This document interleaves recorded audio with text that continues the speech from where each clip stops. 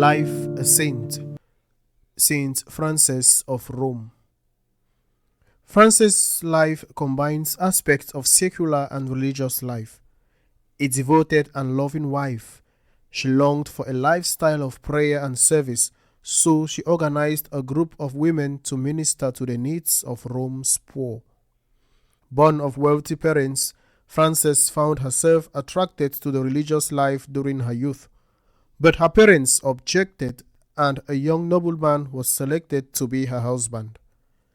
As she became acquainted with her new relatives, Frances soon discovered that the wife of her brother's husband also wished to live a life of service and prayer. So the two, Frances and Vanosa, set out together with their husband's blessings to help the poor. Frances fell ill for a time, but this apparently only deepened her commitment to the suffering people she met. The years passed, and Frances gave birth to 2 sons and a daughter. With the new responsibilities of family life, the young mother turned her attention more to the needs of her own household.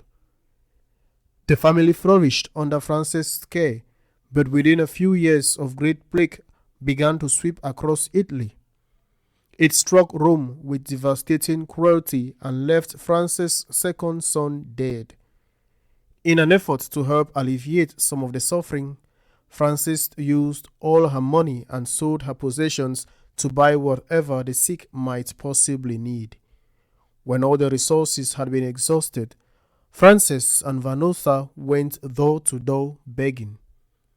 Later, Frances' daughter died, and the saint opened a section of her house as a hospital. Frances began more and more convinced that this way of life was so necessary for the world, and it was not long before she requested and was given permission to found a society of women bound by no vows. They simply offered themselves to God and to the service of the poor.